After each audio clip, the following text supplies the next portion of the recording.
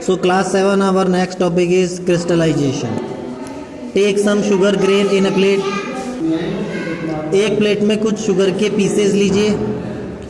Look at the grain of the sugar through a magnifying glass, magnifying lens.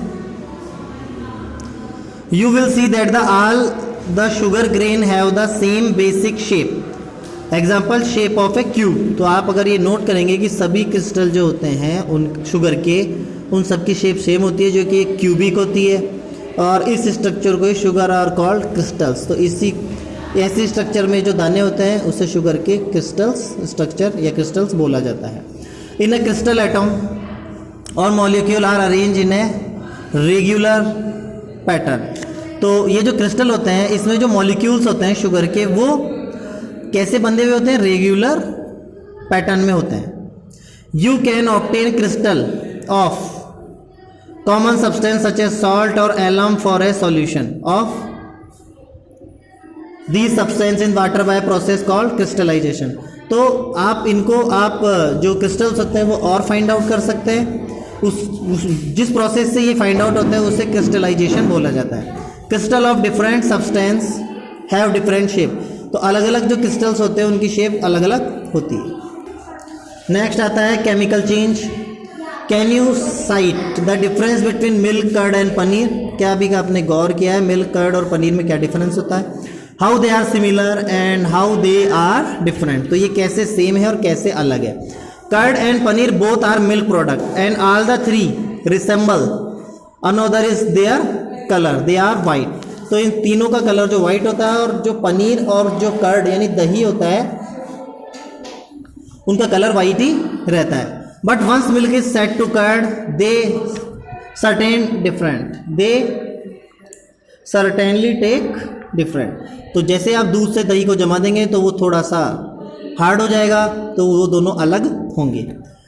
In the process of turning to curd and paneer the milk has lost is properties. तो जब milk से पनीर और curd बनता है तो वो अपनी property loose कर देता है. It has lost in form and taste as well. तो वो अपनी फॉर्म में और टेस्ट में चेंज हो जाता है. And we can not get milk back from either curd or paneer. और हम इनसे वापस ये प्राप्त नहीं कर सकते. Such changes which new substance are form are called chemical changes. तो ऐसे चेंजेस जिसमें हम ओरिजिनल प्रोडक्ट वापस गेट नहीं कर सकते हैं उसे केमिकल चेंजेस बोला जाता है. You will also find that the process of setting milk to curd and a coagulation of milk energy in the form of heat is utilized.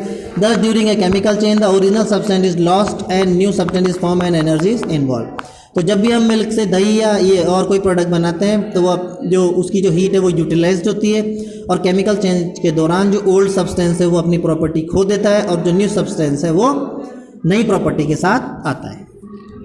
अब reddish brown deposition on iron object. तो ये अभी आपका chemical का आपने देखा होगा आपके छत पे पड़े हुए या आस पड़ोस में पड़े हुए लोहे के जो पीसेस होते हैं उनमें रस्टिंग यानी जंग लग जाती है. तो वो क्यों लगती है देखते हैं हम. You must have seen that if you have an iron object such as or a bolt और the rain a reddish brown layer is deposition on its surface after a few days. तो क्या होता है जब आप छत पे air और वाटर के बीच में किसी आयरन को छोड़ देते हो तो वो रस्टिंग हो जाता है. This layer is called rust. Is जो रेडिश ब्राउन जो लेयर चढ़ जाती है उसे रस्ट बोला जाता है. From all fall off gradually और पूरे पे ये खराब हो जाता है. Exposing fresh metal for furthering rusting. तो फ्रेश मेटल को वो रस्ट में चेंज कर देता है. As a result we passage of time iron object become weak. और जैसे जैसे ये टाइम पास होता है आपका आयरन वीक होता रहता है. देखिए रस्टेड ट्रॉवेल ये खुरपी और रस्टेड बोल्ट तो ये हो जाता है आपके घरों में ये होंगे. Let us see what actually happen. Iron react with oxygen of the air in the presence of moisture to form a substance called iron oxide which we call rust. तो एयर और मॉइस्चर और air के कारण जो नमी पकड़ लेता है तो उसमें रस्ट हो जाता है. इसका देखिए आयरन आपका रखा हुआ है कहीं, ऑक्सीजन और वाटर उसके टच हो रहे हैं तो आयरन ऑक्साइड बन जाएगा यानी रस्ट बन जाएगा. Oxygen and water are two essential condition for rusting of iron. Oxygen और वाटर ये दो चीज़ें तो चाहिए ही चाहिए आयरन में रस्टिंग के लिए. Absence of either or both, इन दोनों की कमी से या एक की कमी से ऑफ कैन प्रिवेंट रस्टिंग, हम रस्टिंग से बच सकते हैं। Oiling trowel and other iron object protect the surface from the moisture and hence prevent rusting. तो जो भी आपके आयरन के औजार या मेटल्स के जो भी बने हुए आपके टूल्स हैं उनके ऊपर हम ऑयलिंग या पॉलिश करके रस्टिंग से बचा सकते हैं। This is a chemical change because this change is permanent. ये केमिकल चेंज है जो कि एक बार जंग लग गई तो वो वापस नहीं मिलेगा। You can not get back the original from iron oxide, आप आयरन ऑक्साइड से नहीं प्राप्त कर सकते।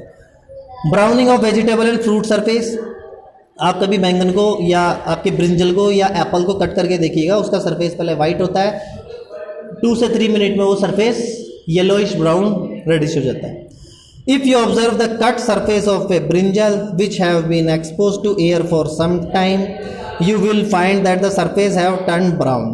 तो अगर आप ब्रिंजल को कट करके और उसके पीस को एयर में ऐसे ही रख देते हैं तो उसका जो वो कट्स वाला सरफेस है वो ब्राउन हो जाएगा। This is due to chemical reaction between certain compound present in brinjal and oxygen of the air. तो एयर में जो ऑक्सीजन है और ब्रिंजल में जो कुछ कंपाउंड है उनके कारण ये रिएक्शन होती है।